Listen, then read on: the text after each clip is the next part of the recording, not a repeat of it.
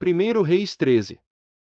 Por ordem do Senhor, um homem de Deus foi de Judá a Betel, quando Jeroboão estava de pé junto ao altar para queimar incenso. Ele clamou contra o altar, segundo a ordem do Senhor: ó altar, ó altar. Assim diz o Senhor: um filho nascerá na família de Davi e se chamará Josias. Sobre você ele sacrificará os sacerdotes dos altares idólatras que agora queimam incenso aqui, e ossos humanos serão queimados sobre você. Naquele mesmo dia o homem de Deus deu um sinal. Este é o sinal que o Senhor declarou: o altar se fenderá, e as cinzas que estão sobre ele se derramarão. Quando o rei Jeroboão ouviu o que o homem de Deus proclamava contra o altar de Betel, apontou para ele e ordenou: prendam-no. Mas o braço que ele tinha estendido ficou paralisado, e não voltava ao normal. Além disso, o altar se fendeu, e as suas cinzas se derramaram, conforme o sinal dado pelo homem de Deus por ordem do Senhor. Então o rei disse ao homem de Deus: interceda junto ao Senhor, o seu Deus, e ore por mim para que meu braço se recupere. O homem de Deus intercedeu junto ao Senhor, e o braço do rei recuperou-se e voltou ao normal. O rei disse ao homem de Deus: venha à minha casa e coma algo, e eu o recompensarei. Mas o homem de Deus respondeu ao rei: mesmo que me desse a metade dos seus bens, eu não iria com você, nem comeria nem beberia nada neste lugar. Pois recebi estas ordens pela palavra do Senhor: não coma pão nem beba água nem volte pelo mesmo caminho por onde veio. Por isso, quando ele voltou, não foi pelo caminho pelo qual tinha vindo a Betel.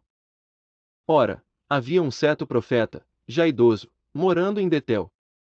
Seus filhos lhe contaram tudo o que o homem de Deus havia feito naquele dia e também o que ele dissera ao rei. O pai lhes perguntou: por qual caminho ele foi? E os seus filhos lhe mostraram por onde tinha ido o homem de Deus que viera de Judá. Então disse aos filhos: selem o jumento para mim. E, depois de selarem o jumento, ele montou e cavalgou à procura do homem de Deus, até que o encontrou sentado embaixo da grande árvore. E lhe perguntou: você é o homem de Deus que veio de Judá? Sou, respondeu. Então o profeta lhe disse: venha à minha casa, comer alguma coisa. O homem de Deus disse: não posso ir com você, nem posso comer pão ou beber água neste lugar.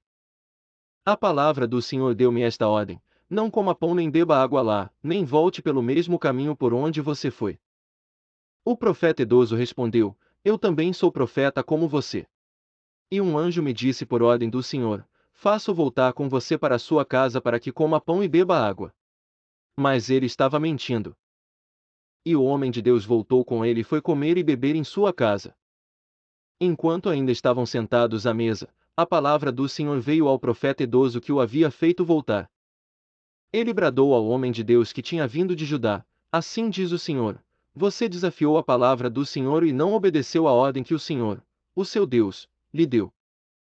Você voltou e comeu pão e bebeu água no lugar onde ele lhe falou que não comesse nem bebesse. Por isso seu corpo não será sepultado no túmulo dos seus antepassados. Quando o homem de Deus acabou de comer e beber, o outro profeta selou seu jumento para ele. No caminho, um leão o atacou e o matou, e o seu corpo ficou estendido no chão, ao lado do leão e do jumento. Algumas pessoas que passaram viram o cadáver estendido ali, com o leão ao lado, e foram dar a notícia na cidade onde o profeta idoso vivia. Quando o outro profeta soube disso, exclamou: é o homem de Deus que desafiou a palavra do Senhor. O Senhor o entregou ao leão, que o feriu e o matou, conforme a palavra do Senhor o tinha advertido. O profeta disse aos seus filhos: selem o jumento para mim, e eles o fizeram.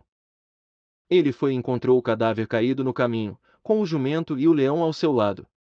O leão não tinha comido o corpo nem ferido o jumento. O profeta apanhou o corpo do homem de Deus, colocou-o sobre o jumento, e o levou de volta para Betel, a fim de chorar por ele e sepultá-lo. Ele o pôs no seu próprio túmulo, e lamentaram por ele, exclamando: ah, meu irmão! Depois de sepultá-lo, disse aos seus filhos: quando eu morrer, enterrem-me no túmulo onde está sepultado o homem de Deus, ponham os meus ossos ao lado dos ossos dele. Pois a mensagem que declarou por ordem do Senhor contra o altar de Betel e contra todos os altares idólatras das cidades de Samaria certamente se cumprirá. Mesmo depois disso Jeroboão não mudou o seu mau procedimento, mas continuou a nomear dentre o povo sacerdotes para os altares idólatras. Ele consagrava para esses altares todo aquele que quisesse tornar-se sacerdote. Esse foi o pecado da família de Jeroboão, que levou à sua queda e à sua eliminação da face da terra.